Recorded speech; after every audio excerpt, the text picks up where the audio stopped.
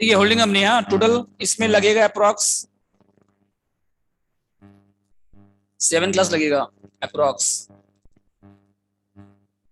ऐसे ये 12 क्लास का चैप्टर है, लेकिन हम लोग हर एक सम नहीं करेंगे। जो जो क्वेश्चन आउटडेटेड है, जो इंपॉर्टेंट नहीं है बिल्कुल भी, वो स्किप कर देंगे हम लोग। फंड फ्लो में हम लोग लगभग हर सम करेंगे। कैश फ्लो, फंड फ्लो में रेशियो में हम लोग हर सम करेंगे लगभग। ठीक है, फंड फ्लो रेशियो में। देखिए होल्डिंग कंपनी, तो इसमें देखिए होल्डिंग कंपनी होता क्या है, जैसे एच लिमिटेड एक कंपनी है, होल्ड कर रहा है मोर देन 50% शेयर, होल्ड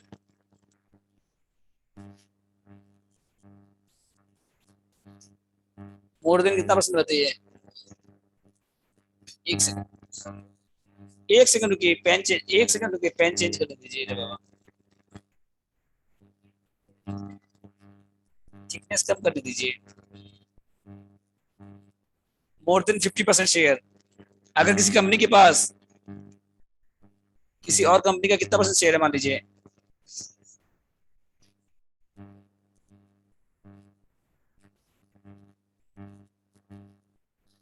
मतलब अगर किसी कंपनी का आधा से ज्यादा इक्विटी शेयर है आपके पास, 50% इक्विटी शेयर, तो कंट्रोल आपके पास है कि नहीं बताइए? जितना डिसीजन होगा, मेजोरिटी शेयर होल्डर तो आप है। अगर किसी कंपनी का 50% से ज्यादा शेयर आपके पास है, तो डिसीजन मेकर तो आप है, इसका मतलब समझ गए? जो वोटिंग होता है जितना भी, तो 50% आपके पास है, तो सब राइट्स आपके पास है, कंट्रोल पूरा आपके पास है, इसका मतलब कंपनी का। समझ गए? तो एच क्या हो जाएगा, एच को क्या बोलेंगे हम लोग फिर? होल्डिंग कंपनी क्या बोलेंगे इसको हम लोग? समझे होल्डिंग कंपनी क्या है? मतलब सारा कंट्रोल उसके पास है आधा। आधा से ज्यादा शेयर आपके पास है, मतलब कंट्रोल आपके पास है, इसका मतलब अगर 50% से ज्यादा शेयर आपके पास है, ठीक है, 50% से कम रहता है तो उसको बोलते हैं एसोसिएट कंपनी। उसको क्या बोलते हैं हम लोग? एसोसिएट। वो नहीं है सिलेबस में आपके, समझ गए? और एस क्या है इसका मतलब?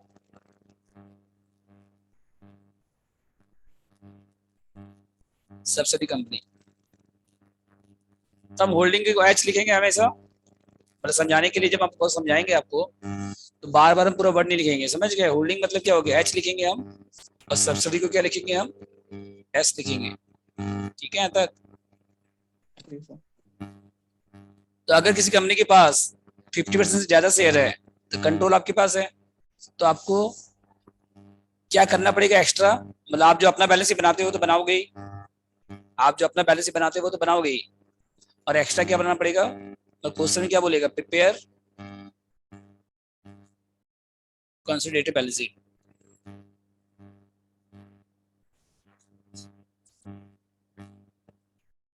Combined balance sheet. ठीक है, इन द बुक्स ऑफ, कौन बनाएगा ये?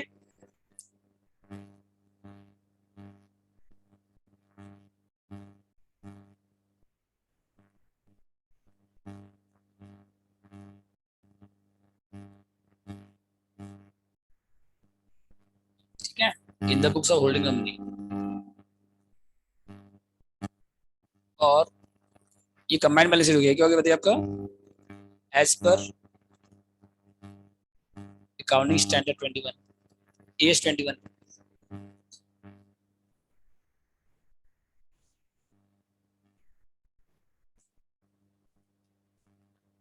क्वेश्चन में आपको गिवन क्या रहेगा बताइए? बैलेंस शीट दिया रहेगा दोनों साल का, गिवन क्या रहेगा बताइए? बैलेंस शीट दिया रहेगा आपको, एच का दिया रहेगा, और गिवन क्या रहेगा बताइए आपके पास? क्वेश्चन में क्या दिया रहेगा आपको? बैलेंस शीट दिया रहेगा, किसका किसका बताइए?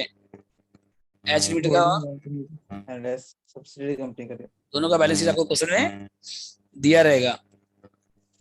समझ गए? और क्या दिया रहेगा?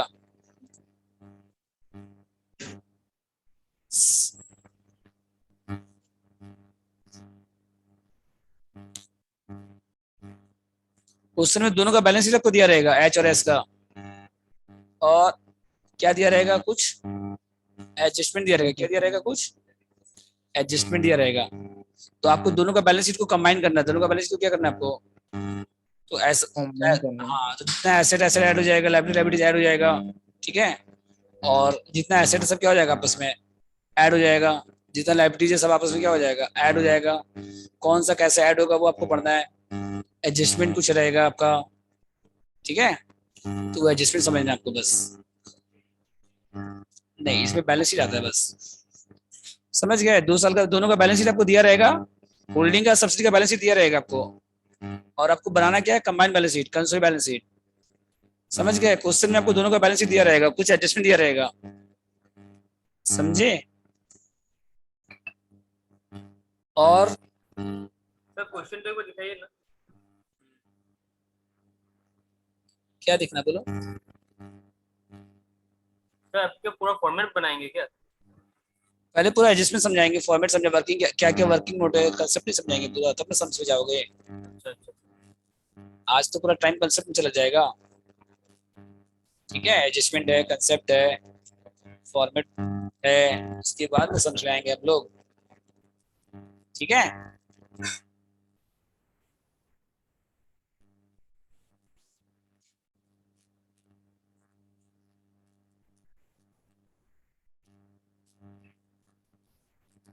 दो टाइप का क्वेश्चन आता है इसमें। जब भी आप सम स्टार्ट करोगे ना, सबसे पहले क्या देखोगे आप, जब भी सम स्टार्ट करोगे तो सबसे पहले क्या देखोगे आप, कि कौन सा टाइप का क्वेश्चन है ये, किस टाइप का क्वेश्चन है, ठीक है। तो इसमें दो टाइप का क्वेश्चन आता है। एक है आपका विदाउट मीडियर, एक क्या बताइए आपका, विदाउट मीडियर।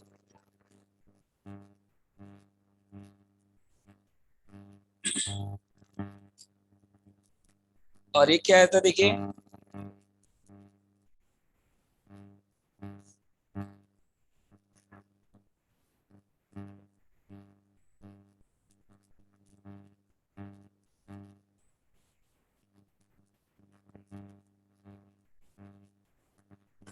एक विदाउट मीडियर में क्या होता है बताइए। शेयर एक्वायर हुआ है ना, आप आप दूसरी कंपनी का शेयर एक्वायर किए हैं, कब एक्वायर किए बताइए। एट द बिगिनिंग में किए हैं अगर एकदम, और at the end of the year.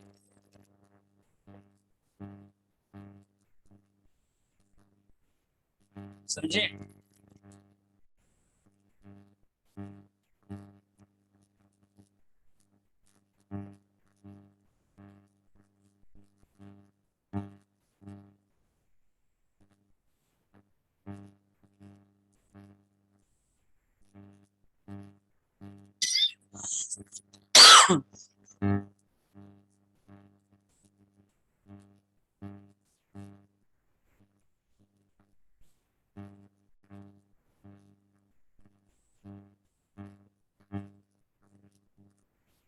समझ गए यहाँ तक। हेलो, बोलिए। तो एक है विदाउट मीडियर, और एक क्या बताइए, विथ मीडियर। तो विदाउट मीडियर मतलब कब से रिक्वायर हो रहा है बताइए, एकदम बिगिनिंग ऑफ द ईयर में, या फिर एकदम एकदम फर्स्ट डेट पे, या एकदम लास्ट में। ये तो एकदम शुरू में हो रहा है, एकदम 1 तारीख को। जैसे मान लो आपका ईयर स्टार्ट हो रहा है, मान लो 1 मंथ से ईयर स्टार्ट हो रहा है, मान लो 1 मंथ को अगर आप एक्वायर कर रहे हैं, और ईयर एंड आपका मान लो 31 दिसंबर है, तो 1 1 को एक्वायर कर रहे हैं, या 31 दिसंबर को एक्वायर कर, जो भी आपका ईयर एंड है, ईयर के बिगिनिंग में कर रहे हैं या फिर ईयर के एंड में कर रहे हैं, तो वो क्या हो गया बताइए, विदाउट मीडियर। समझ गए। और एक है विथ मीडियर, ये क्या बताइए, विथ मीडियर में क्या हो गया बताइए, शेयर एनी अदर डेट, कोई और डेट पे एक्वायर कर रहे हैं मान लीजिए। समझे, बिगिनिंग में करेंगे और एकदम एंड में करेंगे, एकदम फर्स्ट डेट को या एकदम लास्ट डेट को, एकदम फर्स्ट में या फिर एकदम, तो वो हो गया विदाउट मीडियर। और अगर साल के बीच में कभी एक्वायर कर रहे हैं, साल के बीच में कभी भी एक्वायर कर रहे हैं कोई भी डेट पे, वो हो गया विथ मीडियर। बोलो क्या डाउट है। समझे? तो सबसे पहले क्वेश्चन जब स्टार्ट होगा ना, तो आपको समझना क्या है बताइए इसमें। पहले ये क्वेश्चन देख के समझना क्या आपको, कि विथ मीडियर है कि विदाउट मीडियर है। विदाउट मीडियर क्वेश्चन पे क्लियर है सर? क्वेश्चन में लिखा नहीं रहेगा विथ मीडियर विदाउट मीडियर, क्वेश्चन में डेट ऑफ एक्विजिशन दिया रहेगा, डेट ऑफ किस दिन आप शेयर एक्वायर कर रहे हो वो दिया रहेगा क्वेश्चन में। समझ गए? जैसे एग्जांपल 1/1/2019 दिया है तो मतलब ये विदाउट जैसे मान मीडियर है लीजिए ना? एक सेकंड होगी, जैसे आपका ईयर मान लीजिए 1/4 से स्टार्ट हो रहा है, मान लीजिए 1/4/21 से स्टार्ट हो रहा है, मान लीजिए क्वेश्चन में देखना पड़ेगा ना आपको ईयर कौन सा है। कोई जरूरी है कि आपका ईयर 1/1 से स्टार्ट होगा हमेशा? किसी कंपनी का 1/1 से स्टार्ट हो रहा है, किसी कंपनी का 1/4 से स्टार्ट हो रहा है, किसी कंपनी का 1/4 से स्टार्ट हो रहा है, किसी कंपनी का। समझे? कंपनी कंपनी में वेरी करता है ना, अकाउंटिंग ईयर जो है ना, हर एक कंपनी का सेम नहीं रहता है ना।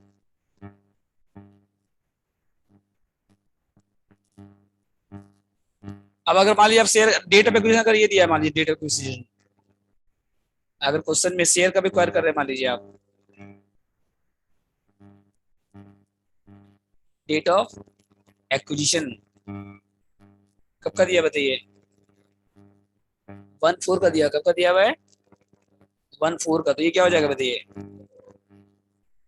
विदाउट विदाउट मीडियर। हाँ।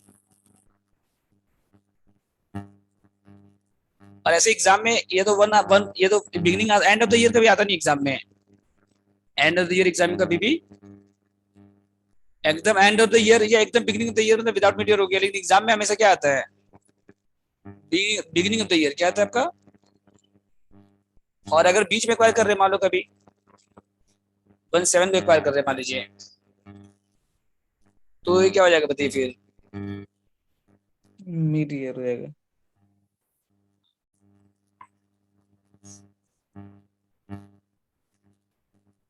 होल्डिंग कंपनी में जो है ना आप लोग का बीकॉम में तो बहुत कम है।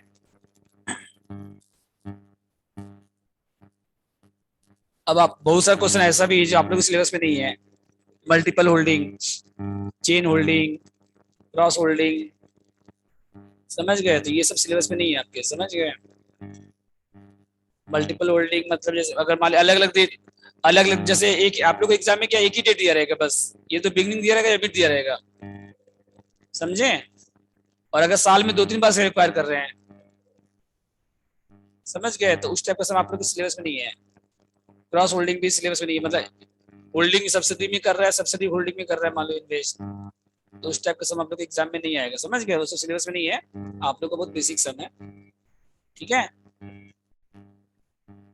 आप लोग के पास खाली क्या है, बिगिनिंग ऑफ द ईयर रहेगा तो विदाउट मिड ईयर है, with end of the beach में रहेगा तो क्या है आपका विथ मिड ईयर है। बस डिफरेंस क्या आ जाता है देखो, डिफरेंस क्या है दोनों में। जैसे अगर आप 1/7 को शेयर एक्वायर किए,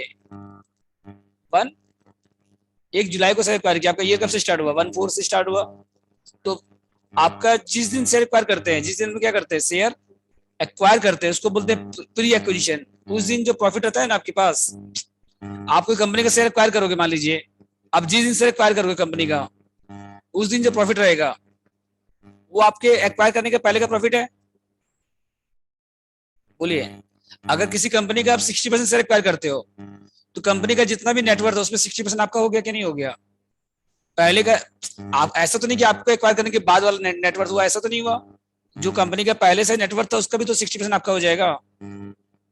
अगर आप कोई कंपनी का 60% से आज परचेज कर रहे हो, तो कंपनी का जो नेटवर्थ है उसमें 60% आपका नहीं हो जाएगा?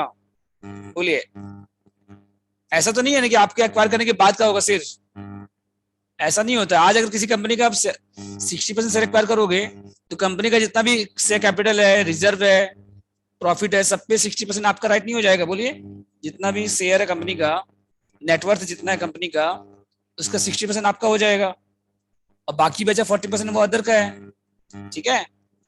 तो इसमें क्या होता है ना, कंपनी का जब शेयर एक्वायर करते हैं हम लोग, अगर बिगिनिंग में एक्वायर करते हैं, तो क्या होता है कि साल के बिगिनिंग में एक्वायर करते हैं, एकदम फर्स्ट 1 को एक्वायर कर रहे हैं मान लीजिए बिगिनिंग ऑफ द ईयर में, तो थोड़ा सा इजी हो जाता है, थोड़ा सा क्या हो जाता है आपका प्री और पोस्ट निकालना पड़ता है कि आपके एक्वायर करने के पहले कितना प्रॉफिट है और एक्वायर करने के बाद कितना प्रॉफिट आया। आपको क्वेश्चन में बैलेंस शीट जो दिया रहेगा ना, क्वेश्चन में जो बैलेंस शीट दिया रहेगा, ये दिया रहेगा बैलेंस शीट। तो क्वेश्चन में बैलेंस शीट दिया रहेगा, कब का दिया रहेगा बताइए आपको? आपको जो क्वेश्चन बैलेंस शीट दिया रहेगा कब का दिया रहेगा, एंड ऑफ द ईयर का। कब का दिया रहेगा आपका, एंड ऑफ द ईयर का। अगर आप बिगिनिंग में एक्वायर किए ना अगर, तो साल भर में जो प्रॉफिट आया, जो डिफरेंस आया, मान लो शुरू में कंपनी के पास 1 लाख था और अभी 1,20,000 है, तो साल भर में जो कंपनी का प्रॉफिट आया ड्यूरिंग द ईयर, तो वो पूरा पोस्ट हो जाएगा। बिगिनिंग में अगर आप एक्वायर करते हो शेयर एकदम फर्स्ट डेट को, तो थोड़ा सा कैलकुलेशन इजी हो जाता है। थोड़ा सा कैलकुलेशन क्या हो जाता है, कैसे इजी हो जाता है, कंपनी का 1 साल में कितना प्रॉफिट आया। बिगिनिंग में अगर मान लो कंपनी का प्रॉफिट 1 लाख था टोटल पीएल में, और एंड में 1,20,000 है, तो पूरा पोस्ट हो गया 20,000 क्या हो गया, पूरा पोस्ट एक्विजिशन। ये कैसे निकालना बताएंगे आपको हम। और वही अगर मान लीजिए आप 1/7 पे एक्वायर किए, अगर कब एक्वायर किया आप, तो 9 मंथ का जो प्रॉफिट है वो पोस्ट में आएगा बस, पूरा साल भर का प्रॉफिट पोस्ट में नहीं आएगा। इतना ही डिफरेंस है बस। हाँ, एंड ऑफ द में होगा तो पूरा प्री, पूरा का पूरा प्री है, फिर तो पोस्ट कुछ है ही नहीं। अगर एकदम साल के एकदम एंड में ऐसे रिक्वायर कर रहे हो आप, तो पूरा प्री है, उसमें पोस्ट तो आएगा नहीं इसमें फिर तो। इसमें पूरा कैलकुलेशन खाली प्री और पोस्ट है बस। बताएंगे आपको अभी, ठीक है। एक एक करके स्टार्ट करें, पहले हम लोग सब वर्किंग कंसेप्ट स्टार्ट करते हैं। तो सबसे पहले इसमें वर्किंग नोट क्या क्या वो देखिए। टोटल 7 वर्किंग है, टोटल 7 वर्किंग है टोटल। हेलो, टोटल 7 वर्किंग है, 7, समझ गए।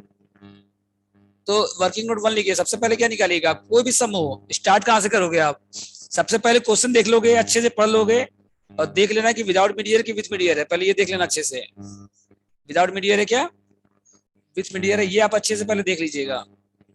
होल्डिंग में टोटल 8 एडजस्टमेंट है। टोटल कितना एडजस्टमेंट होल्डिंग में, 8। लेकिन आप लोग एग्जाम में जो सम आएगा ना वो सिर्फ 4 का आएगा। एग्जाम में आपकी जो सम आएगा अभी 2 साल से जो आ रहा है, और जो आएगा फ्यूचर में भी, बस 4-5 एडजस्टमेंट करने से हो जाएगा कंप्लीट, समझ गए। तो देखिए पहला वर्किंग नोट, सबसे पहले आप क्या निकालिएगा, डिग्री ऑफ कंट्रोल। क्या निकालेगा सबसे पहले, इस पूरे चैप्टर में खाली प्री और पोस्ट निकालना सीख गए अगर मान लीजिए, तो चैप्टर कंप्लीट, और कुछ नहीं है इसके अलावा। प्री एक्विजिशन और पोस्ट एक्विजिशन क्या होता है वो आपको पढ़ना है इस चैप्टर में मेन, ठीक है। इसके बाद देखिए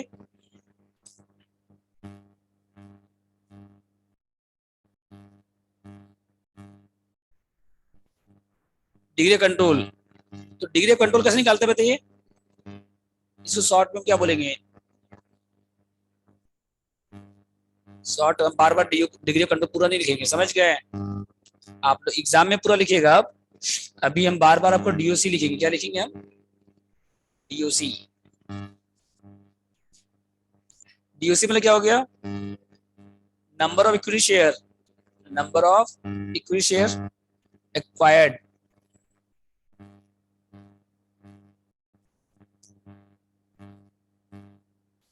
बाय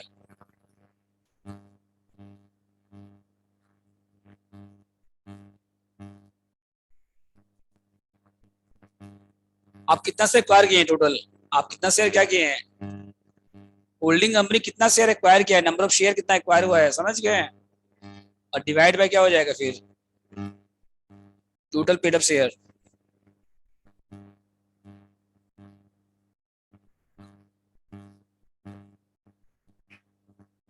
ये सबसे पहला स्टेप है,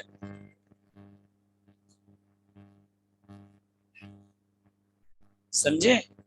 डिग्री कंट्रोल मतलब क्या हुआ, होल्डिंग कंपनी कितना शेयर एक्वायर किया, होल्डिंग कंपनी कितना शेयर, और टोटल शेयर कितना है, होल्डिंग कंपनी कितना शेयर एक्वायर किया है वो लिखिए ऊपर में, और नीचे क्या लिखिए, total paid up share of S limited, ठीक है। सब्सिडी है, एच मतलब होल्डिंग, मतलब होल्डिंग कंपनी कितना शेयर एक्वायर किया है सब्सिडी कंपनी का। जैसे एक एग्जांपल देखिए, इस एच और एस है, एग्जांपल देखिए, बैलेंस शीट आपको दिया हुआ है,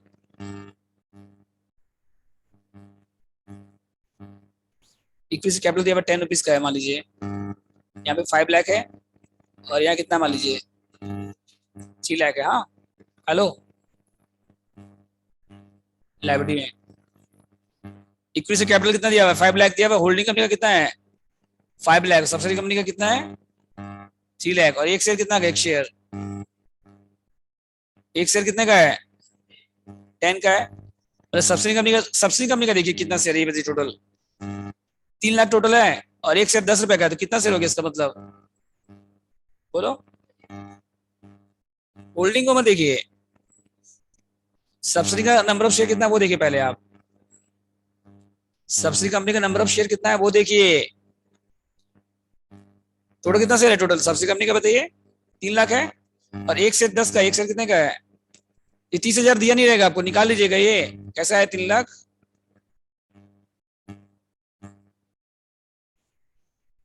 डिवाइड बाय 10, ठीक है। और आपके पास रहेगा क्या इसके बाद? एसेट में रहेगा आपके पास, इन्वेस्टमेंट रहेगा। क्या रहेगा आपके पास? Investment in S limited. और यहाँ दिया रहेगा number of share.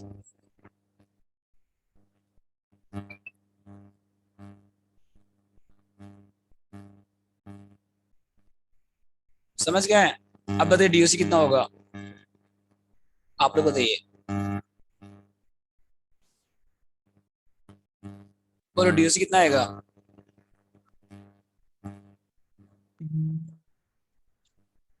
5 lakh divide by 3 lakh. 5 lakh divide 3 lakh, ये क्या होता है? 22.50 कैसे? 2/3 होगा सर। हाँ 2/3 होगा सर। आप कितना सर एक्वायर किए? देखिए, हेलो, आप अपना कैपिटल छोड़ दीजिए। आपका कितना कैपिटल? अपना कैपिटल है 5 लाख, इसको मत देखिए। ये 5 लाख किसका कैपिटल है? होल्डिंग कंपनी का अपना कैपिटल है, जो वो इशू किया शेयर, वो जो इशू शेयर किया है उसका कोई काम है डीओसी में? पहले बताइए। डिग्री कंट्रोल का मतलब क्या? आप सब्सिडी में कितना एक्वायर किए हैं? आप सब्सिडी कितना, वो आपके लिए एसेट है, वो आपके लिए क्या है? तो बैलेंस शीट में कहाँ दिया रहेगा वो आपको? नंबर ऑफ शेयर देखिएगा सिर्फ, अमाउंट मत देखिए। कितना शेयर एक्वायर किए हैं आप? 20,000 एक्वायर किए हैं, और सब्सिडी कंपनी टोटल शेयर कितना है? टोटल शेयर 2/3 हो गया बस। ये तो करना है आपको पहले स्टेप में। मतलब क्या हुआ समझे? 20,000 आपको एग्जाम में फॉर्मूला नहीं लिखना है, बस ऊपर में लिखिए 20,000 शेयर। वो फॉर्मूला जो हम लिखे ना ऊपर में,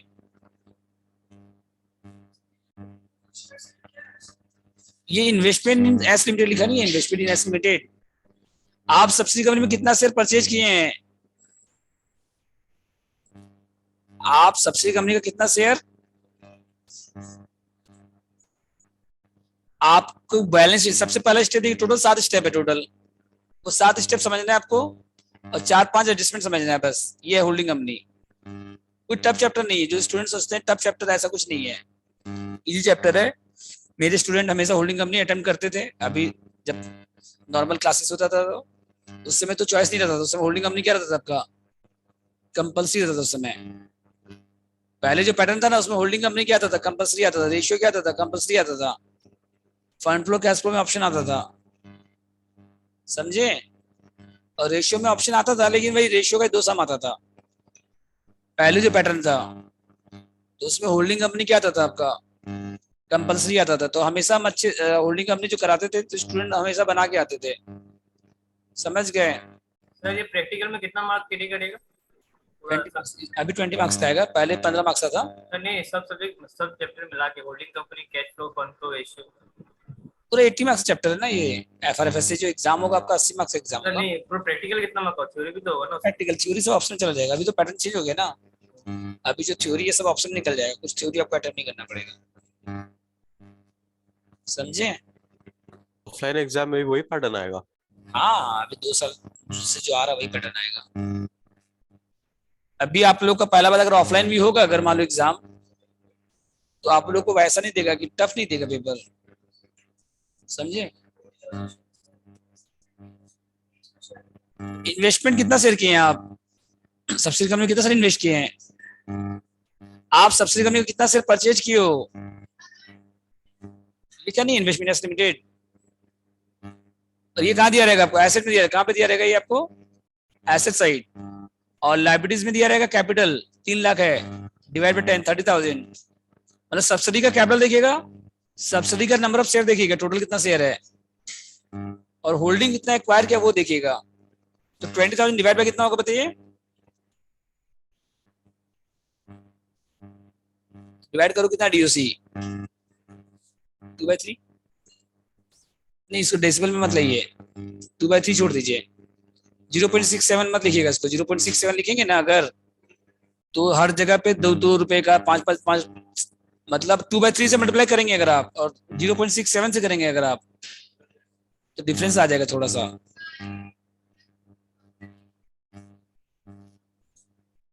20,000 शेयर का है ये,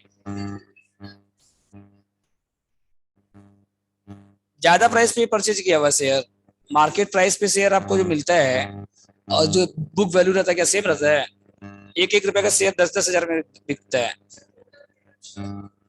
हाँ, टोटल पेड अप शेयर कितना है, 30,000 शेयर है टोटल।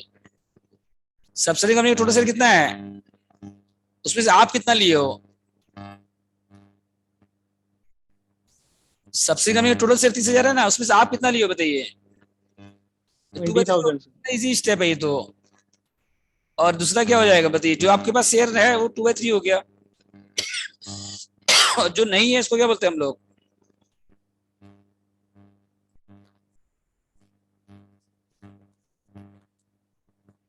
जो आपके पास नहीं है उसको क्या बोलते हैं हम लोग,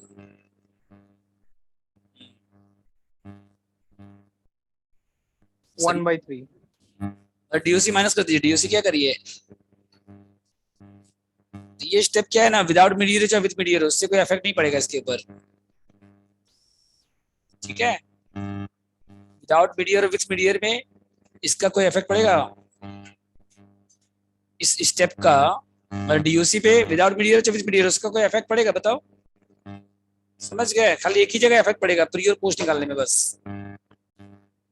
तो माइनस इंटू समझ कैसे आएगा, 1 माइनस क्या कर दीजिए, डिग्री ऑफ कंट्रोल। पहला स्टेप कंप्लीट, बोलिए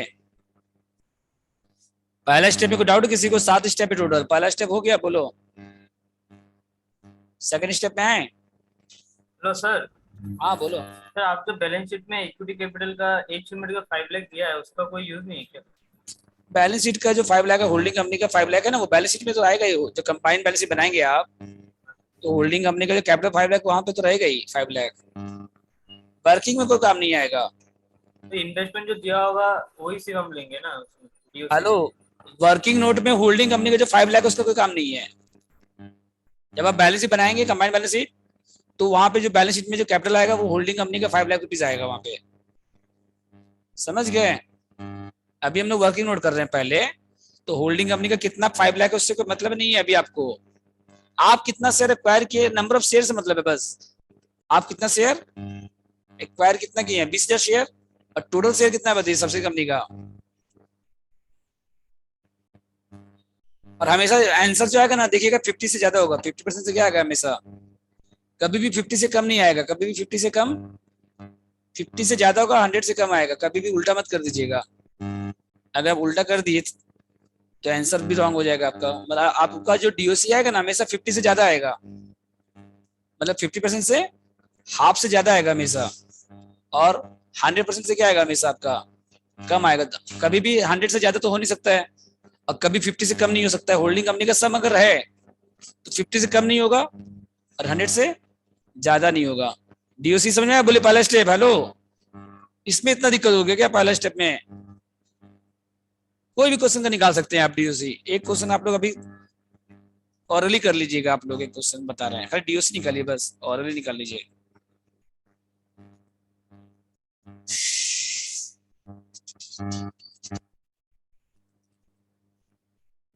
हेलो,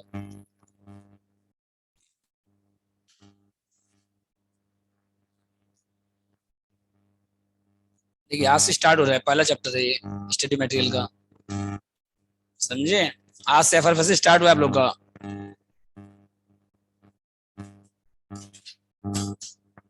बोलो क्वेश्चन नंबर,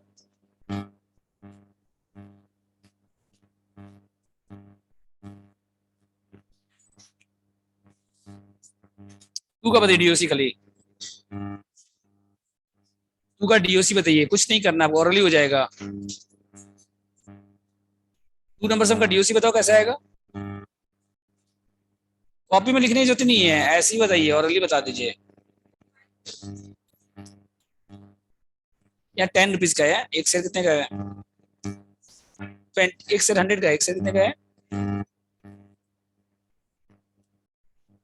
एक शेयर 100 रुपए का है, ठीक है। बोलो कितना डिग्री कंट्रोल? 4/5। हाँ सिंपल है। अमाउंट से मतलब नहीं है डीओसी में, नंबर ऑफ शेयर से मतलब है। नंबर ऑफ, आप कितना से रिक्वायर किए पहले बताइए। 4000 है ना, 4000 डिवाइड बाय कितना करिए, हो गया। क्या बोलो बोलो, आप कितना से रिक्वायर किए टोटल?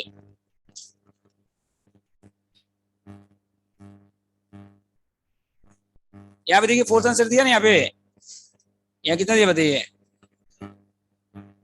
टोटल से कितना है? 5 लाख बाय 100 कर दो, 5 lakh by 100, 5 lakh divide by 100 कर दो, 5000 हो गया। 4/5 नहीं हो गया? एक शेयर 100 का है, वो दिया रहेगा क्वेश्चन में आपको, समझ गए? बोलो। वही छोड़ दो, वही छोड़ दो, बाहर छोड़, वही छोड़ दो, नीचे छोड़ दो उसको। हो गया ये देखो। एक कंपनी कितने का है, एक शेयर कितने का है आपके पास? नंबर ऑफ शेयर 4000 है टोटल, और सब्सिडी का कितना है? एस का देखिएगा, एस का होल्डिंग का मत देखिए। 5 लाख बाय 100, 5000 नहीं हो गया? इसका बताइए, उससे 3 का बताओ डीओसी। बोलो डीओसी कितना है? आप कितना से रिक्वायर किए हैं बताओ? 6000 शेयर रिक्वायर किए हैं, 6000 हो गया, और सब्सिडी का 1 लाख बाय 10, तो 6/10, 6/10, 3/5। समझे डीओसी कैसे आएगा? मतलब हर सम में पहला स्टेप तो कॉमन है, हर सम का ये सबसे इजी स्टेप है, ये हर सम में ये कॉमन रहेगा स्टेप। समझ गए? डीओसी निकालने में कोई डाउट किसी को? बोलो। पहला स्टेप हो गया, 7 में से एक कंप्लीट, ठीक है तक? हेलो। अब देखिए सबसे बड़ा स्टेप है, जो सबसे इंपॉर्टेंट स्टेप है, अगर वो बन गया मतलब कि आपका सम आधा से ज्यादा कंप्लीट। वर्किंग नोट 2 में ये माइनॉरिटी इंटरेस्ट क्यों निकालना पड़ता है? माइनॉरिटी क्यों निकालना पड़ता है? लायबिलिटी साइड में आएगा। ये कहाँ पे आएगा बताइए? जो शेयर आपके पास नहीं है, हेलो, हम लोग क्या करते हैं, बैलेंस शीट में जितना एसेट लायबिलिटी सब ऐड कर देते हैं, एसेट पूरा ऐड कर देंगे 100%। आपका राइट कितना? 2/3 है। आपका राइट कितना बताइए? कंपनी का जो नेटवर्क है उस पर राइट कितना आपका? 2/3 है। लेकिन हम लोग क्या करते हैं, 100% ऐड कर, पूरा ऐड कर देते हैं एसेट साइड में। तो 1/3 तो आपका नहीं है, लेकिन हम लोग क्या करते हैं, जब बैलेंस शीट बनाएंगे ना हम लोग, तो जितना एसेट है पूरा का पूरा ऐड कर देंगे 100%। समझे बात को? और 1/3 तो आपका नहीं है, तो 1/3 आपको लायबिलिटी भी शो करना पड़ेगा। 1/3 कहाँ शो करना पड़ेगा आपको? इसको बोलते हैं माइनॉरिटी इंटरेस्ट। जब आप बैलेंस शीट बनाएंगे तो 2/3 एसेट नहीं लेना आपको। आपका तो राइट 2/3 है, तो एसेट तो 2/3 लेना चाहिए। एसेट कितना लेना चाहिए आपको? लेकिन 2/3 नहीं लेते हम लोग, पूरा एसेट लेते हैं, ऑल एसेट। ऑल एसेट लेते हैं हम लोग, ऑल एक्सटर्नल लायबिलिटीज लेते हैं हम लोग, ठीक है। तो 1/3 आपके पास तो नहीं है, लेकिन हम लोग जब बैलेंस शीट बनाएंगे तो एसेट पूरा ऐड कर देंगे हम लोग 100%। तो 1/3 तो आपका नहीं है, 1/3 किसी और का है, तो उसको क्या बोलते हैं? Minority interest. तो वो बैलेंस शीट में कहाँ पे आएगा फिर? लायबिलिटी साइड में। कहाँ पे आएगा वो? तो ये आपको निकालना पड़ेगा, ठीक है। अब देखिए सबसे बड़ा स्टेप है सेकंड स्टेप, वर्किंग नोट 2। मतलब अगर ये स्टेप हो गया मतलब आपका सम कंप्लीट हो गया, समझ लो। समझे? जब हम लोग होल्डिंग कंपनी पहले पढ़ाते थे पहले, आप लोग भी जब पढ़ोगे होल्डिंग कंपनी अभी, तो जब 3-4 क्लास हो जाएगा, समझ गए, उसके बाद खाली हम स्टेप 2 कर देंगे। अगर आप उसके बाद अपने बना लोगे, उसके बाद हमको हेल्प नहीं करना पड़ेगा आपका। समझ में बात? होल्डिंग कंपनी का जो स्टेप 2 है ना, अभी जो बताने जा रहे हैं आपको, वो सबसे इंपॉर्टेंट स्टेप है। उसके बाद का प्रोसेस सेम है। उसके बाद का प्रोसेस क्या है? होल्डिंग कंपनी का स्टेप 2 बताने जा रहे हैं अभी आपको हम, उसके बाद का जो प्रोसेस है वो सब सेम है, वो सब के हर सब में सेम इक्वल है। मतलब कुछ सम करने के बाद क्या होगा ना, जैसे मान लो हम स्टेप 2 कर देंगे, अगर आपका स्टेप 2 हम सॉल्व करा दिए मान लो 1 और 2, उसके बाद पूरा आप अपने आप बना सकते हो। उसके बाद जब पहले चैप्टर में 30-30 क्वेश्चन 25-25 क्वेश्चन रहता था, तो हम लोग क्या 25-25 क्वेश्चन क्लास से पूरा सॉल्व थोड़ी कराते थे। शुरू में कुछ क्लासेस कराए, पूरा को सॉल्व कराए शुरू में, उसके बाद बस स्टेप 2 तक कर दिए, उसके बाद आप अपने बना सकते हो। ठीक है, तो देखिए स्टेप 2 क्या है, कंट्रोल चार्ट क्या है,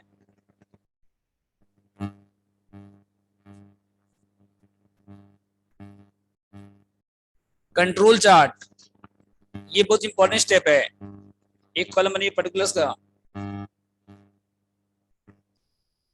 टोटल का, एच लिमिटेड, होल्डिंग कंपनी का जो भी शेयर है ना, 2/3 जैसे मान लो कितना है, जैसे यहाँ पे अभी जो भी डीओसी रहेगा, जैसे अभी हम कितना निकाले थे, 2/3 निकाले थे, तो 2/3 आएगा यहाँ पे, और बाकी जो बचेगा वो किसका आएगा बताइए।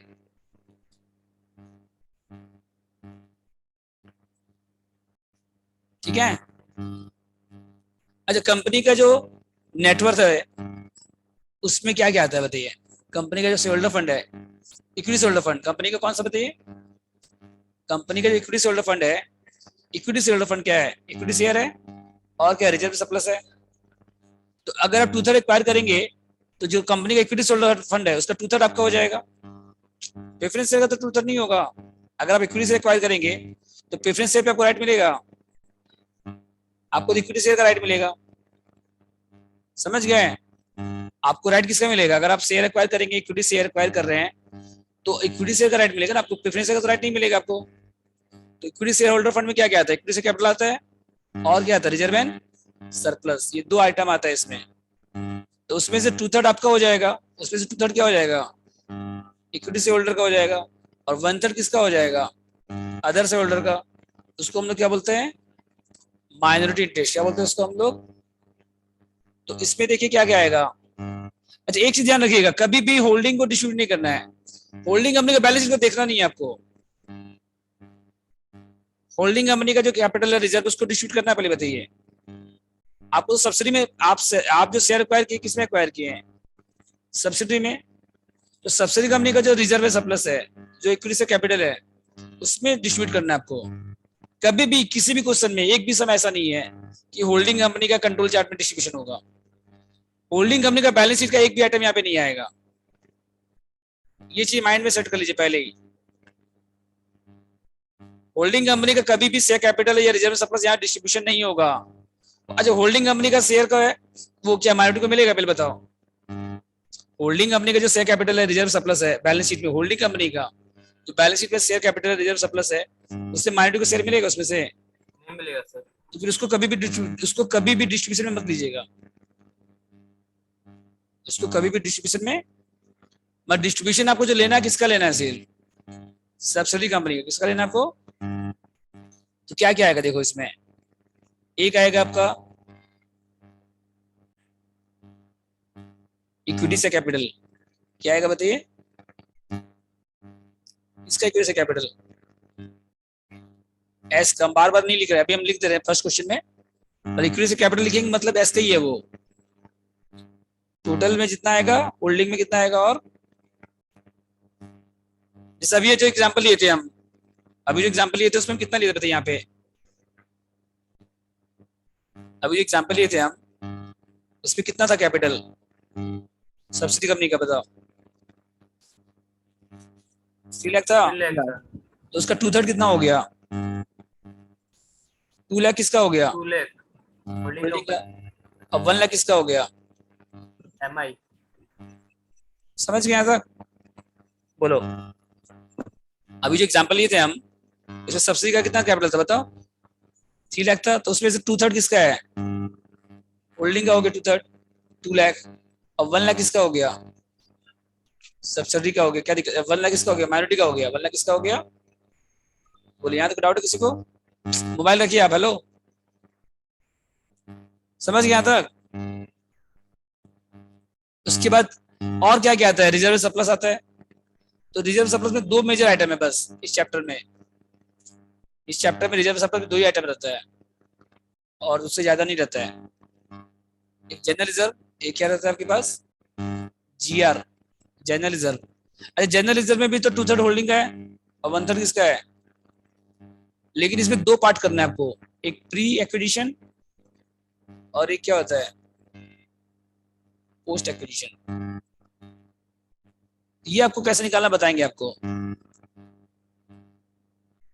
पोस्ट निकालना तो इजी है, प्री निकल गया अगर मान लो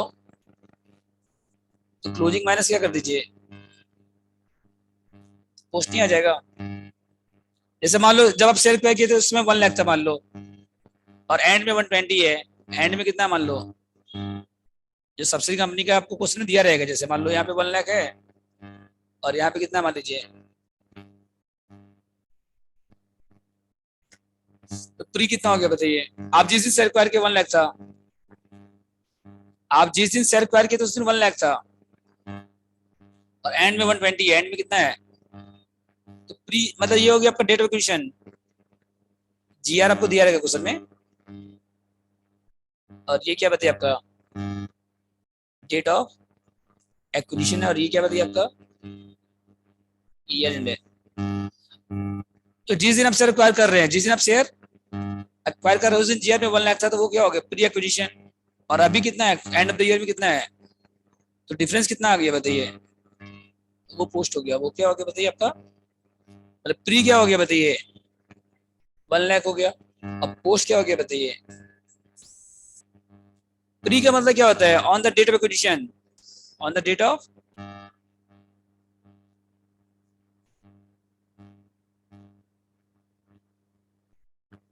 प्री का मतलब क्या हुआ बताइए, balance on the date of acquisition.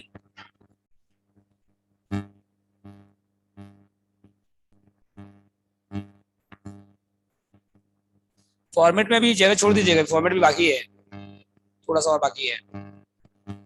GR में क्या आएगा बताइए, जीआर में प्री पोस्ट आएगा, और पीएल पे भी वैसे ही आएगा। पीएल में क्या आएगा, प्री और पोस्ट।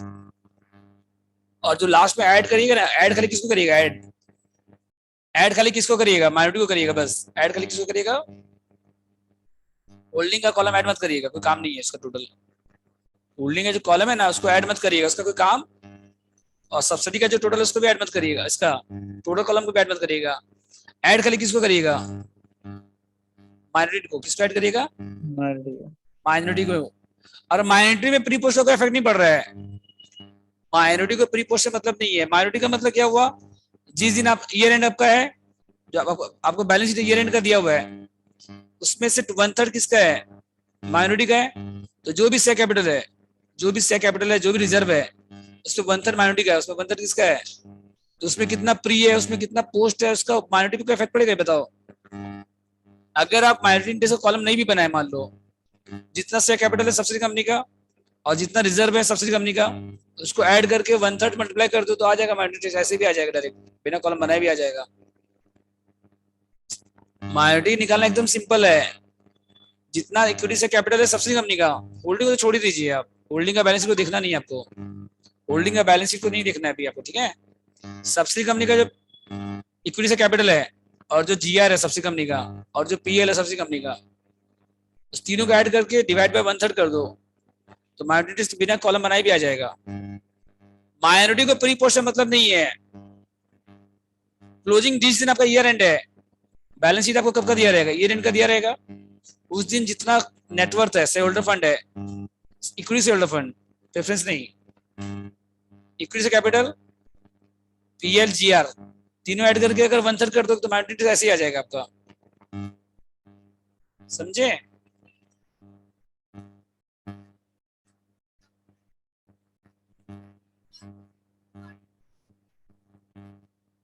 टू-3 होल्डिंग कंपनी का है तो बाद में और 20,000 बिल आ रहा है पोस्ट में, दोनों मिला के तो 120 आ रहा है। दोनों मिला के कितना आ रहा है बताओ, फ्री पोस्ट मिला के 120 आ रहा है ना, तो माइनॉरिटी को तो पूरा 120 का मिल रहा है। माइनॉरिटी को कितना मिल रहा है पूरा, माइनॉरिटी को तो पूरा 120 का मिल रहा है कि नहीं मिल रहा है अल्टीमेटली। पहले 1 लाख का मिला, यहाँ पे यहाँ कितना का मिला, 1 लाख का 2/3 1/3, फिर 20 का मिला, तो अल्टीमेटली तो 120 का मिला कि नहीं मिला? तो प्री पोस्ट का माइनॉरिटी पे कोई इफेक्ट नहीं पड़ेगा, हम ये बोल रहे हैं। प्री पोस्ट का माइनॉरिटी से कोई रिलेशन नहीं है, उसको तो पूरा ही मिलेगा 120 का। 2 पार्ट में हम लोग यहाँ कर दिए, 1 लाख का मान लो प्री हो गया, 20,000 अगर पोस्ट हो गया मान लो, तो माइनॉरिटी में तो कोई इफेक्ट नहीं पड़ेगा प्री पोस्ट का, ये हम पूछ रहे हैं। होल्डिंग का इफेक्ट पड़ेगा, क्या इफेक्ट पड़ेगा आगे बात बताएंगे आपको हम। ये फॉर्मेट समझिए पहले, ये जो वर्किंग है ना, ये सबसे इंपॉर्टेंट वर्किंग है। ये वर्किंग हो गया मतलब क्वेश्चन कंप्लीट हो गया आपका, इसके बाद आप अपने आप बना पाओगे, समझे? हाँ 3 आइटम इसमें, और भी आइटम हो सकता है, लेकिन आप लोग को बीकॉम में नहीं आता है। रिजर्व सर्प्लस में और क्या क्या आता है बताओ? तो सेक्रेटरी प्रीमियम है, सीआरआर है, कैपिटल रिजर्व है, वो सब नहीं दिया रहता है। कोई लॉस भी तो होता है, जैसे लॉस क्या होता है, प्रीमियम एक्सपेंसेस है, तो वो क्या हो जाता है, माइनस हो जाता है, वो क्या हो जाता है आपका, तो वो सब नहीं दिया रहता है क्वेश्चन में। शेयर होल्डर फंड में क्या क्या आता है, इक्विटी से कैपिटल आता है, जीआर आता है, पीएल आता है, और भी कोई रिजर्व आएगा। और लॉस, अगर कोई लॉस रहेगा तो क्या होता है, माइनस होता है कि नहीं होता है? लेकिन उतना नहीं आएगा, बस खाली आपका क्या क्या आएगा, इक्विटी से कैपिटल आएगा, पीएल आएगा और जीआर आएगा बस। और प्री पोस्ट निकालना सबसे इंपॉर्टेंट है। सबसे इंपॉर्टेंट क्या है आपका, प्री एंड। तो प्री एंड पोस्ट में जैसे आपके पास, जैसे मान लो जीआर का जैसे अभी एग्जांपल दिया ना हम आपको, 1 लाख था मान लो पहले, और अभी 120 है, तो प्री का मतलब क्या हुआ, आप जिस दिन एक्वायर कर रहे हैं, आप जिस दिन, उस दिन जो बैलेंस है उसको प्री बोलते हैं। और आपके एक्वायर करने के बाद जो अर्न हुआ है, पोस्ट का मतलब क्या हुआ बताइए? पोस्ट का मतलब क्या हुआ, क्लोजिंग माइनस प्री कर दो डायरेक्ट। क्लोजिंग माइनस क्या कर दो, मतलब earn after date of acquisition, date of,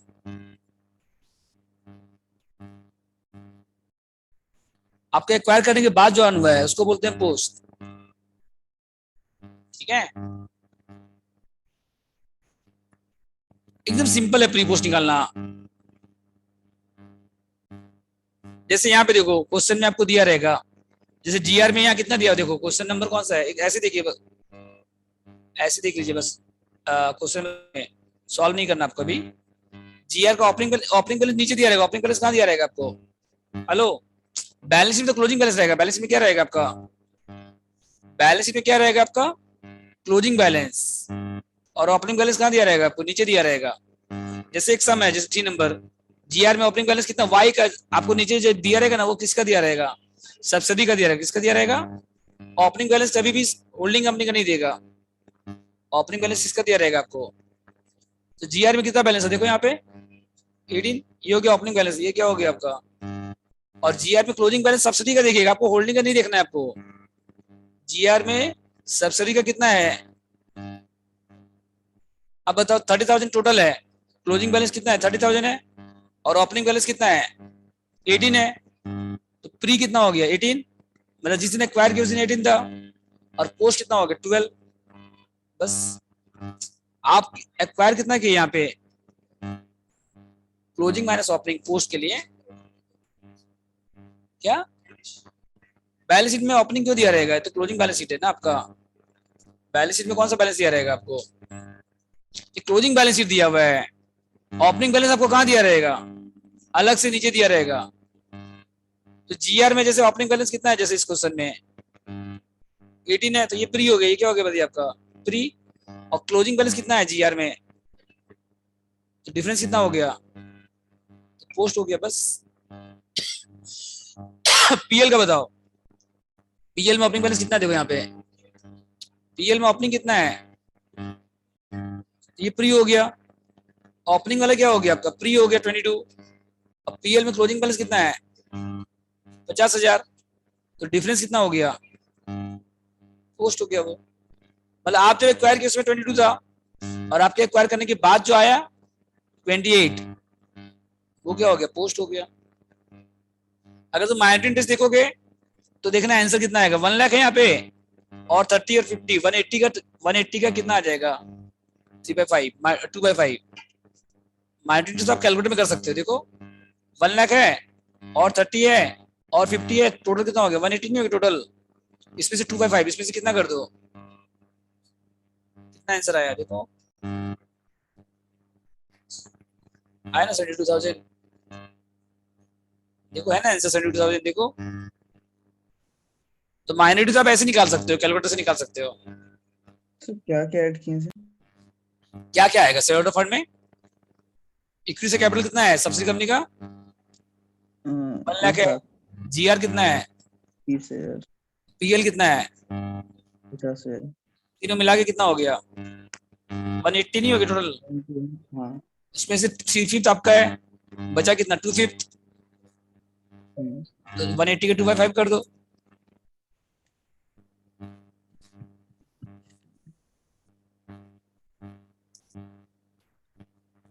two by fifth कहीं दिया हुआ है क्या? निकालिए, डीओसी निकालना नहीं पड़ेगा आपको क्या पहले? अच्छा, डीओसी 3/5 आया था, तो एमआई कितना हो गया? ये सॉल्व कराएंगे हम आप लोगों को क्लास में। ये जो सम है ना, सबसे पहले ये वाला सम होगा सॉल्व। प्री प्री के पहले हाँ, आपको प्री और पोस्ट निकालना है बस। आपको ओपनिंग बैलेंस दिया रहेगा, क्लोजिंग से माइनस कर दो, पोस्ट आ जाएगा। इतना सोचना क्या इसमें? ओपनिंग बैलेंस नीचे दिया रहेगा 18,000, जैसे यहाँ दिया हुआ ना ओपनिंग बैलेंस, वो हो गया प्री, और क्लोजिंग कितना है 30 है, तो डिफरेंस कितना का आ गया 12, तो वो पोस्ट हो गया। तो सिंपल तो है।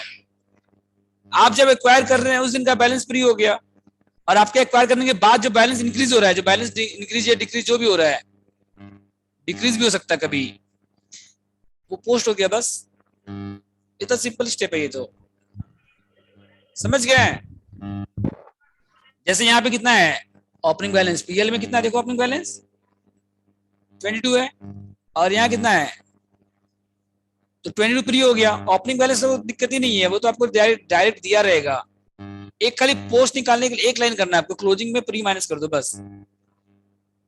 क्लोजिंग में प्री क्या कर दो, 50,000 था टोटल, उसमें से 22 माइनस 28 आ गया, वो पोस्ट हो गया। बस एक सम करेंगे तो कंसेप्ट पूरा क्लियर हो जाएगा। पहले पूरा वर्किंग आपको बता देते हैं, उसके बाद समझ करेंगे हम लोग। समझ गए प्री और पोस्ट? बोलिए। तो ये हो गया कंप्लीट आपका स्टेप 2। ये सबसे इंपॉर्टेंट स्टेप है। ये सबसे क्या आपका, अभी आपको बहुत इजी लग रहा है क्योंकि अभी कोई एडजस्टमेंट नहीं था इसमें। अगर इसमें एडजस्टमेंट आ जाए, डिविडेंड है, डेप्रिसिएशन है, तो प्री और पोस्ट में वैल्यू चेंज हो जाएगा। प्री और पोस्ट का वैल्यू क्या हो जाएगा आपका? अभी तो कोई एडजस्टमेंट नहीं है शुरू का क्वेश्चन में। अगर कुछ एडजस्टमेंट आ जाए, बोनस शेयर है, ठीक है, डिविडेंड है, वो सब नहीं आता इसमें। पीएल में क्या क्या इफेक्ट पड़ता है? डिविडेंड का इफेक्ट पड़ता है, बोनस शेयर का इफेक्ट पड़ता है पीएल जीआर में, उसका बात हो रहा है। डिविडेंड पेमेंट कर रहे हैं मान लो आप, एसेट का रिवैल्यूएशन, और एसेट क्या हो रहा है मान लो रिवैल्यू हो रहा है, तो एसेट अगर बढ़ेगा तो डेप्रिसिएशन बढ़ेगा, तो प्रॉफिट क्या हो जाएगा आपका, कम हो जाएगा। तो वो सब एडजस्टमेंट अभी नहीं बताए, बस वो एडजस्टमेंट समझना है आपको, और प्री पोस्ट निकालना है बस। एक बार प्री पोस्ट निकल गया मतलब उसके बाद का स्टेप क्या, हर स्टेप कॉमन है उसके बाद। समझ गए? तो शुरू का जो सम्स है, 2-3 क्लास जो हम लोग करेंगे शुरू में, तो उसमें क्या है कि कोई एडजस्टमेंट नहीं है, उसमें कोई एडजस्टमेंट, तो वो सम इजी है आपके लिए। जिसमें डिविडेंड नहीं है, रिवैल्यूएशन नहीं है, बोनस से नहीं है, तो वो इजी है। समझ गए यहाँ तक? बोलो कंप्लीट यहाँ तक फर्स्ट स्टेप। कंट्रोल चार्ट बन गया? बोलिए। अब क्या करना आगे देखो, जीआर हो गया, पीएल हो गया,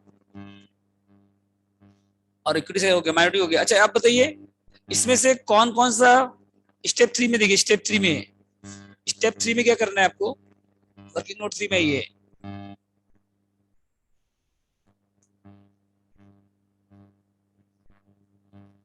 कॉस्ट ऑफ कंट्रोल, क्या लिखिए,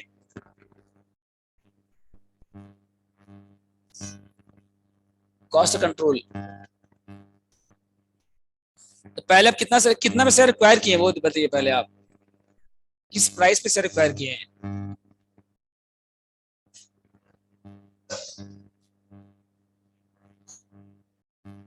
जैसे अभी जो एग्जांपल लिए थे ना, उसमें हम लोग कितना लिए थे? 4,50,000 कितना लिए थे अभी हम लोग? इन्वेस्टमेंट। आप जो दूसरे कंपनी में शेयर एक्वायर किया है ना, होल्डिंग कंपनी सब्सिडी में शेयर एक्वायर किया है, उसको क्या बोलते हैं? Inter company. Holding company subsidy company में शेयर एक्वायर किया, उसको क्या बोलते हैं हम लोग? इंटर कंपनी इन्वेस्टमेंट, एक कंपनी दूसरे में इन्वेस्ट करता है, उसको बोलते हैं इंटर कंपनी। तो अभी जो सम नहीं किए थे हम लोग, उसमें कितना लिए थे हम लोग, 450 नहीं लिए थे हम लोग, 4,50,000, वो यहाँ लिखना है आपको, ठीक है। अब इसमें लेस क्या क्या होगा, पोस्ट को छोड़ के। अब देखिए माइनॉरिटी इंटरेस्ट का काम खत्म हो गया, अब उसको भूल जाइए। माइनॉरिटी इंटरेस्ट जब बनाए ना अभी कंट्रोल चार्ट में, उसका काम अब सीधा बैलेंस शीट में आएगा, उसका काम कहाँ आएगा, सीधा बैलेंस शीट में। अब उसको अब मत देखिए कहीं पे भी, अब उसका कोई काम नहीं है, अब बचा खाली होल्डिंग कंपनी, खाली बचा क्या, होल्डिंग कंपनी का जो शेयर आया यहाँ पे। इस टोटल कॉलम को मत देखिए, टोटल कॉलम को भूल जाइए, टोटल कॉलम को काम नहीं है, टोटल कॉलम नहीं बनाएंगे तो भी चलेगा, समझ गए। होल्डिंग कंपनी का जो शेयर आया है, होल्डिंग कंपनी का जो शेयर आया है, उसमें से कौन कौन सा आपको माइनस करना है, देखो प्री माइनस करना है। क्या माइनस करना है आपको, पोस्ट को मत माइनस करिएगा।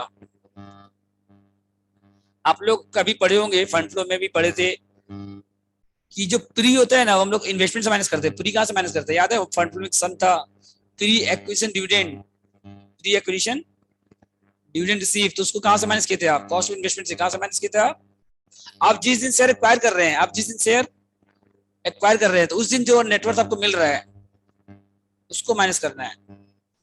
आप आज अगर शेयर एक्वायर करें किसी कंपनी का 60%, तो आज कितना कंपनी का फंड है, उसमें 60% आपका है। आप जितना में एक्वायर किए हैं, आप जितना में, उसमें से वो फंड को माइनस कर देंगे तो क्या निकल जाएगा, गुडविल और कैपिटल रिजर्व नहीं आ जाएगा। जैसे अमलगमेशन नहीं करते थे हम लोग, पीसी माइनस नेटो, गुडविल और कैपिटल रिजर्व आता था, किया अमलगमेशन कभी, 5th सेमेस्टर में था, ठीक है कोई बात नहीं। तो जितना में आप शेयर एक्वायर किया, आज मान लो सिंपल है एकदम, आज आप कोई बिजनेस एक्वायर किया 5 लाख में, और बदले में आपको मिला 4 लाख का वैल्यू, उसका जो नेटवर्थ उसका कितना मिला आपको, 4 लाख। तो जो एक्स्ट्रा पेमेंट कर रहे हैं, क्या चीज के लिए कर रहे हैं हम लोग, गुडविल के लिए कर रहे हैं, गुडविल वही निकालना है आपको। आज आप, आज जिस दिन आप शेयर एक्वायर कर रहे हैं, आप जिस दिन शेयर एक्वायर कर रहे हैं उस दिन का देखिएगा बस, उसके बाद का मत देखिए, पोस्ट को मत देखिए। आज आप शेयर एक्वायर कर रहे हैं 5 लाख में, आज कंपनी का जो नेटवर्थ है उसका 2/3 शेयर निकाले आप, वो 4 लाख आया मान लो, और आप पेमेंट कितना कर रहे हैं 5 लाख, और आपको मिल कितना रहा है 4 लाख, तो जो कम हो गया 1 लाख वो आप पेमेंट एक्स्ट्रा कर रहे हैं, गुडविल के लिए कर रहे हैं आप। और ज्यादा करेंगे तो क्या हो जाएगा, प्रॉफिट हो जाएगा। अगर मान लीजिए आपको ज्यादा मिल गया, आप पेमेंट की 5 लाख और आपको मिला 6 लाख का वैल्यू, तो 1 लाख आपका क्या हो गया, प्रॉफिट हो गया। तो वो कहाँ जाएगा, कैपिटल रिजर्व, वो कहाँ जाएगा आपका। तो यहाँ पे आपको जो माइनस करना है ना, आपको शेयर एक्वायर करने की बात से मतलब नहीं है, कंपनी शेयर एक्वायर करने के बाद कितना प्रॉफिट अर्न किया उससे मतलब, समझ गए। कितना पोस्ट उसको भूल जाइए यहाँ पे भी। आप जिस दिन कंपनी शेयर एक्वायर किया है उस दिन कितना आपको नेटवर्थ मिल रहा है, उस दिन कितना आपको नेटवर्थ मिल रहा है उसको माइनस करना है, समझ गए। पोस्ट को नहीं देखना आपको, पोस्ट तो एक्वायर करने के बाद का है, पोस्ट क्या एक्वायर करने के बाद का है, उसको मत देखिएगा यहाँ पे। मतलब पोस्ट को छोड़ के सब माइनस कर दीजिए, पोस्ट को छोड़ के, पोस्ट को छोड़ के क्या करिए, क्या क्या माइनस होगा बताओ, कॉस्ट ऑफ इंटरकम इन्वेस्टमेंट लेस क्या करिएगा इसमें, एक तो एक face value of equity share, कितना शेयर एक्वायर किए आप उसका क्या माइनस करिएगा, फेस वैल्यू वो था ना बैलेंस शीट में, इसमें कंट्रोल चार्ट में ये तो है। 3 लाख में से कितना एक्वायर किया आप, 2/3, मतलब कैपिटल कितना का मिला आपको, 2 लाख का क्या मिला आपको कैपिटल मिला, और जीआर कितना का मिला वो देखेंगे हम लोग, और पीएल कितना का मिला वो देखेंगे, बस ये तीनों को माइनस करेंगे हम लोग। आपका सब्सिडी कंपनी का टोटल 3 लाख, सब्सिडी कंपनी का टोटल कैपिटल 3 लाख था, उसमें से आपको कितना मिला 2/3, मतलब 2 लाख आपको मिल गया, और जीआर में भी 2/3 आपको मिलेगा, और पीएल में भी 2/3 आपको मिलेगा। वो तीनों माइनस कर दो, वो तीनों क्या करो आप माइनस कर दो, तो क्या आ जाएगा, माइनस करने के बाद फेस वैल्यू से हेल्ड, ठीक है। और क्या आएगा उसके बाद,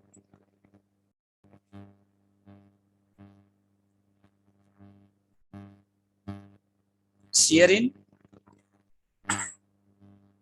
प्री एक्विजिशन जीआर, होल्डिंग का जो शेयर है ना प्री में, और प्री एक्विजिशन पीएल, सब माइनस कर दो। उसके बाद क्या आएगा आपका, इसको ऑटो कॉलम लिख दिए ना, तीनों मिला के यहाँ लिख दीजिए, ठीक है। ये हो गया मान लो ए है मान लो, और ये क्या मान लो आपका बी है। ऊपर में लिखिए पहले cost of investment outer column लिखिए, और ये जो फेस वैल्यू ऑफ शेयर है, जीआर है, पीएल है, सब मिला के कितना है वो लिखिए। अगर ए अगर ज्यादा है बी से, तो जो डिफरेंस आएगा ना वो क्या आएगा आपका, गुडविल। कॉस्ट ज्यादा है, कॉस्ट क्या बताइए आपका, कॉस्ट ज्यादा है और ये आपको मिल रहा है नेटवर्थ, कितना का मिल रहा है आपको। कॉस्ट अगर ज्यादा है तो पॉजिटिव आएगा, तो क्या लिखिएगा, गुडविल। पॉजिटिव आएगा तो क्या लिखिएगा, गुडविल। और नेगेटिव आएगा तो क्या लिखिएगा, अमाउंट। आपको नेगेटिव में नहीं लिखना, अमाउंट माइनस में नहीं लिखना है आपको। माइनस करने के बाद जो अमाउंट आएगा उसको नेगेटिव में आपको नहीं लिखना है, अमाउंट आपको किस में लिखना है, पॉजिटिव में लिखना है, बस वर्ड चेंज हो जाएगा। अगर ए ज्यादा रहेगा बी से, कॉस्ट ज्यादा है तो डिफरेंस क्या हो जाएगा, गुडविल। और कॉस्ट कम है तो डिफरेंस क्या हो जाएगा बताइए, मतलब पॉजिटिव आएगा तो गुडविल, नेगेटिव आएगा तो कैपिटल रिजर्व। लेकिन आपको अमाउंट नेगेटिव में नहीं लिखना है, समझ गए। अमाउंट आपको क्या लिखना है, प्लस में लिखना है, वर्ड खाली चेंज कर दीजिए बस। आपको याद रखिए कि नेगेटिव आएगा तो कैपिटल रिजर्व, प्रॉफिट आएगा तो पॉजिटिव आएगा तो गुडविल। समझ गए। ये था आपका स्टेप 3। तो स्टेप 2 अगर बना लोगे तो ये स्टेप नहीं बना पाओगे आप अपने आप, बताओ। तो पकड़िए। मेरा हेल्प जरूरत है इसमें आपको कुछ भी। अगर आप स्टेप 2 हम कर दिए तो स्टेप 3 नहीं कर पाओगे आप। हम आपको क्या बोले कि स्टेप 2 बन गया, उसके बाद आधा से ज्यादा आप अपने आप सब बना पाओगे। समझ गए यहाँ तक। ये स्टेप अपने अपने आप बना पाओगे आप। खाली करना क्या है आपको, पोस्ट को छोड़ के सब माइनस कर दीजिए बस। तो बचा क्या है, फेस वैल्यू ऑफ शेयर बचा एक, और एक जीआर का शेयर बचा और एक पीएल का शेयर बचा, बस हो गया। अब आते हैं स्टेप 4 में। अच्छा, होल्डिंग कंपनी का जो जीआर है,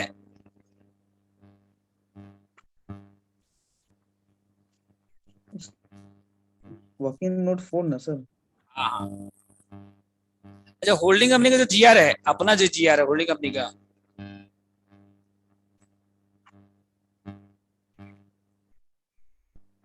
उसमें क्या करिएगा, जो आपको जीआर मिला ना अभी, सब्सिडी कंपनी से जो जीआर मिला आपको, पोस्ट वाला जीआर, प्री नहीं, प्री तो चला गया, प्री का कहानी खत्म हो गया ऑलरेडी, वो आप कॉस्ट कंट्रोल से माइनस कर दिए। प्री वाला जितना था सब क्या हो गया आपका, प्री में जितना था वो सब क्या हो गया, कंप्लीट हो गया, उसको छोड़ दीजिए। अब किस में ये आप पोस्ट में ध्यान दीजिए। हाँ, प्री का काम कंप्लीट हो गया, पोस्ट में जो जीआर था, होल्डिंग कंपनी का जीआर था पोस्ट वाला, तो वो जीआर में ऐड कर दीजिए। शेयर इन पोस्ट एक्विजिशन, तो जीआर जीआर में ऐड कर दीजिए बस। जीआर किस में ऐड कर दीजिए, जीआर में ऐड कर दो।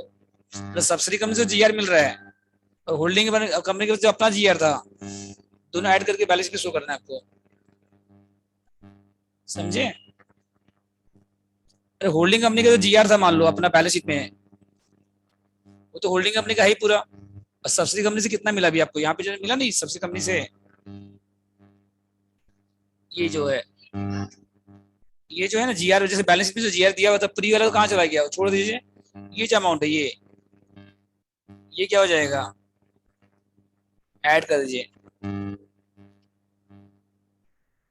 कंबाइंड जीआर में। तो होल्डिंग कंपनी का जो जीआर है वो तो रहेगा ही, और सब्सिडी कंपनी से कितना आया जीआर वो देखो।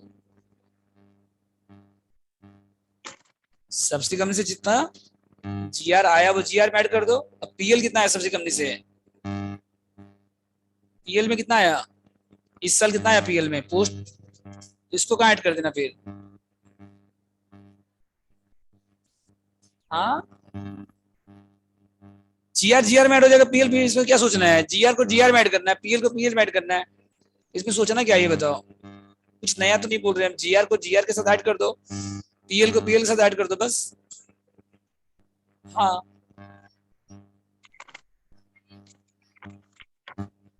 उसमें ऐड हो जाएगा। हाँ, और जो पीएल है होल्डिंग कंपनी का, उसके साथ सब्सिडी कंपनी का जो प्रॉफिट आया ना, उसको क्या कर दो, ऐड कर दो बस। आपको कंबाइंड बैलेंस करना है तो क्या करना है बताओ, जितना एसेट है सबको ऐड करना है। तो ऐसे साल में दिक्कत ही नहीं है, और जो आउटसाइडर लायबिलिटी उसमें भी दिक्कत नहीं है। मतलब 2 आइटम तो आपका 100% ऐड हो जाएगा। कौन कौन सा आइटम पूरा पूरा ऐड हो जाएगा बताओ, एसेट पूरा ऐड हो जाएगा, लायबिलिटी पूरा ऐड नहीं होगा, मतलब एक्सटर्नल वाला पूरा ऐड हो जाएगा। अब खाली 3 आइटम बचा कंट्रोल चार्ट में जो आया है, कौन कौन सा आइटम बचा, जीआर पीएल और कैपिटल, जीआर पीएल और तो जो कैपिटल है सब्सिडी कंपनी का 3 लाख, तो 2 लाख कहाँ चला गया? होल्डिंग के पास। वो 2 लाख होल्डिंग के पास गया, होल्डिंग कंपनी का क्या किया? कॉस्ट ऑफ कंट्रोल से माइनस कर दिया, कॉस्ट ऑफ इन्वेस्टमेंट से क्या कर दिया? माइनस कर दिया। और 1 लाख कहाँ चला गया? माइनॉरिटी में। ये जो 3 लाख है सब्सिडी कंपनी का, जो 3 लाख है कैपिटल, वो बैलेंस शीट में आएगा? आप बताइए। सब्सिडी कंपनी का जो 3 लाख कैपिटल है वो कंबाइंड कैपिटल बैलेंस, वो कंबाइंड बैलेंस शीट में नहीं आएगा। वो कंबाइंड बैलेंस शीट में अलग से, मतलब बैलेंस शीट जैसे होल्डिंग कंपनी का जो कैपिटल था खाली 5 लाख वो आएगा बस। जब कंबाइंड बैलेंस शीट बनाएंगे तो उसमें कैपिटल खाली किसका आएगा? सिर्फ कैपिटल किसका आएगा? सिर्फ सब्सिडी का 3 लाख नहीं आएगा, क्योंकि सब्सिडी का जो 3 लाख था वो तो डिस्ट्रीब्यूट हो गया। वो क्या हो गया बताइए आपका? 3 लाख जो नहीं था सब्सिडी का कैपिटल 3 लाख, उसमें से 2 लाख कहाँ चला गया? होल्डिंग के पास। 1 लाख कहाँ चला गया? माइनॉरिटी के पास। होल्डिंग कंपनी 2 लाख का क्या किया? फिर कॉस्ट ऑफ इन्वेस्टमेंट से माइनस कर दिया। ठीक है। अच्छा, जो जीआर में जो प्री था, जो जीआर में क्या था बताइए आपका? प्री था, वो कहाँ चला गया? कॉस्ट ऑफ कंट्रोल में। और जो पोस्ट बचा हुआ है, जो क्या बचा हुआ है आपका, वो जीआर में ऐड कर दीजिए। वो कहाँ ऐड कर दीजिए? अब पीएल का भी वैसे ही, जो प्री था वो कहाँ चला गया? कॉस्ट ऑफ कंट्रोल में। और जो पोस्ट था वो पीएल में ऐड हो जाएगा। बस इतना ही करना है आपको। ठीक है। तो वर्किंग नोट कौन सा बताइए? ये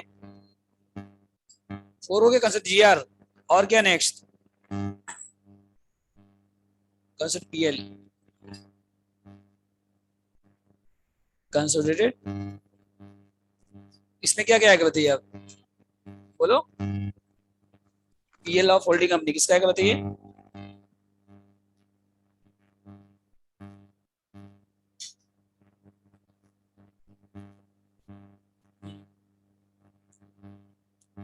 जीआर में जीआर ऐड हो जाएगा बस, और कुछ नहीं करना आपको।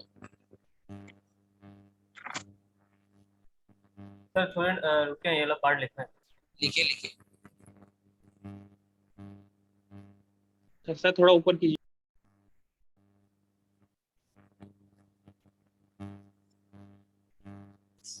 तो फाइनेंशियल रिपोर्टिंग जो चालू होगा कितना बजे तक चलेगा?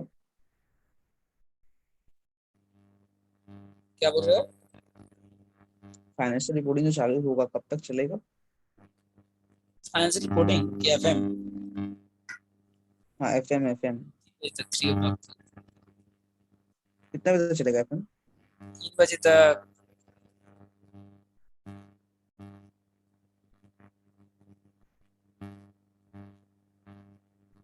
सर ये क्या लिखे? Share in post acquired GR.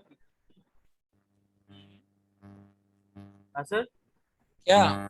Sir ये एडिशन में शेयर है ना, शेयर इन पोस्ट। हाँ, पोस्ट पोस्ट ऐड होगा। और पीएल ऑफ होल्डिंग कंपनी जितना है ना वो लिखिए पहले, ऐड क्या करिए फिर?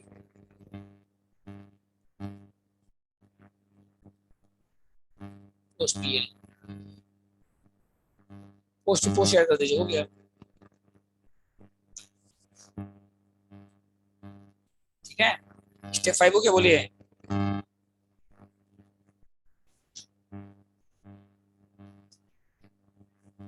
बैलेंस शीट में आएगा,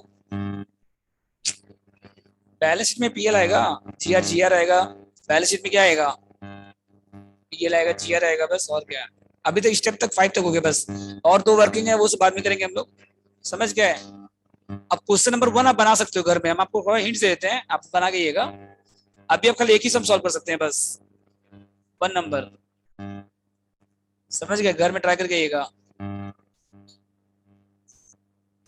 1 नंबर में कैपिटल आपके पास है और जीआर, क्लोजिंग बैलेंस और ओपनिंग बैलेंस सेम है। यहाँ पे देखो, अभी घर में अभी मत करिएगा, तो टाइम नहीं है। जीआर का जो क्लोजिंग बैलेंस है ना, ओपनिंग बैलेंस दोनों क्या है? यहाँ ब्रैकेट में लिख दिया है, यहाँ पे 1/4 को। ठीक है। 1/4 को जीआर में कितना बैलेंस है और 31 दोनों बैलेंस सेम नहीं है, तो मतलब जीआर पूरा प्री है। जीआर क्या है? पूरा का पूरा। ओपनिंग क्लोजिंग अगर सेम रहेगा तो पोस्ट क्या हो जाएगा? 0 हो जाएगा। पोस्ट क्या हो जाएगा इसका मतलब? अरे 1/4 को जो जीआर है वही आपका 31 मार्च को, वही क्या आपका? नीचे अलग से नहीं दिया है जीआर का बैलेंस, नीचे जीआर का बैलेंस अलग से नहीं दिया मतलब पूरा प्री है इसका मतलब, समझ लो। अगर नीचे जीआर का बैलेंस अलग से नहीं दिया है मतलब पूरा का पूरा क्या इसका मतलब? सोचने नहीं है इसमें कुछ। समझ गए बात को। और पीएल में कितना था देखो यहाँ पे नीचे में 6 था, नीचे कितना था, ये सब आप घर में ट्राई करके आइएगा। जीआर में प्री कितना हो गया 6, पोस्ट कितना हो गया 0, अब पीएल में प्री कितना हो गया बताओ, नीचे दिया सरप्लस कितना है, सरप्लस कितना है 6000 का ना ओपनिंग बैलेंस, हाँ सर और क्लोजिंग कितना है पीएल में, 9000 पोस्ट कितना हो गया इसका मतलब, 3000 ठीक है। बोलिए डाउट इसमें और क्या इसके बाद, शेयर कैपिटल है, और तो आप जब कंट्रोल चार्ट बनाएंगे ना तो कंट्रोल चार्ट में शेयर कैपिटल 30,000 आएगा और जीआर का प्रीपोस्ट आएगा, पीएल का प्रीपोस्ट आएगा, इसको आप डिस्ट्रीब्यूट कर लीजिएगा। उसके बाद कॉस्ट ऑफ इन्वेस्टमेंट से माइनस कर दीजिएगा। अब बाकी जितना एसेट है इसको छोड़ के इन्वेंट्री ऐड हो जाएगा, डेटा ऐड हो जाएगा, बैंक बैलेंस क्या हो जाएगा पूरा ऐड हो जाएगा, और ये इन्वेस्टमेंट क्या हो जाएगा बैलेंस शीट में नहीं आएगा, इन्वेस्टमेंट बैलेंस शीट में आप इन्वेस्टमेंट कैंसिल हो गया, इन्वेस्टमेंट क्या हो जाएगा आपका, वो माइनस नहीं हो गया इन्वेस्टमेंट से, शेयर कैपिटल का जो शेयर था, पीएल का जो शेयर था, जीआर का जो शेयर था, सब माइनस होने के बाद गुडविल आएगा या कैपिटल रिजर्व आएगा, तो गुडविल आएगा या क्या आएगा आपका, तो कैपिटल रिजर्व आएगा तो बैलेंस शीट में आएगा रिजर्व सरप्लस में, और गुडविल आएगा तो कहाँ आएगा टेंजिबल इंटेंजिबल एसेट में आएगा, ये हम लोग नेक्स्ट क्लास में करेंगे। और ट्रेड पेबल भी पूरा ऐड हो जाएगा, ट्रेड पेबल भी क्या हो जाएगा पूरा, बैलेंस शीट मतलब बनाएंगे ना आप, अभी आपको हिंट्स दे रहे हैं, अभी तो टाइम नहीं है, बैलेंस शीट बनाएंगे तो ट्रेड पेबल पूरा ऐड हो जाएगा, फिक्स्ड एसेट पूरा ऐड हो जाएगा, इन्वेंट्री पूरा ऐड हो जाएगा, डेटा ऐड हो जाएगा, बैंक ऐड हो जाएगा, इसमें कोई दिक्कत नहीं है।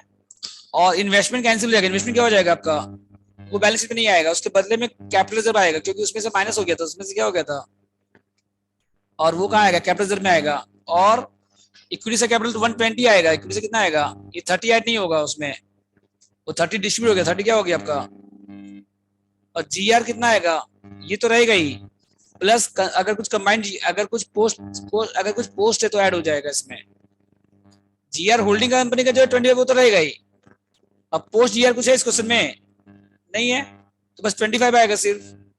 अब पीएल में 12 तो आएगा ही, पीएल में कितना आएगा बताइए आपका, 12 तो आएगा ही, और सब्सिडी से कितना मिला था पोस्ट वाला, कौन सा वाला, सिर्फ वो ऐड हो जाएगा बस, इसके बाद मैच करिएगा, बैलेंस मैच हो जाएगा आपका। इसको घर में ट्राई करके आइएगा, कल करेंगे, परसों सॉल्व करेंगे, ठीक है।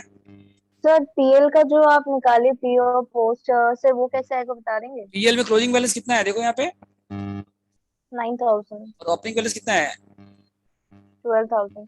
अरे ओपनिंग बैलेंस कितना है सब्सिडी कंपनी का, देखिए नीचे, देखिए नीचे नीचे, ओ सॉरी सॉरी 6000 कितना है, हाँ 6000। और वहाँ कितना है 9 है ना, तो डिफरेंस कितना का हो गया 3 का हो गया बस। ओके 5-10 मिनट का ब्रेक है, हम लोग करेंगे एफएम 210 पे, हाँ समझ गए।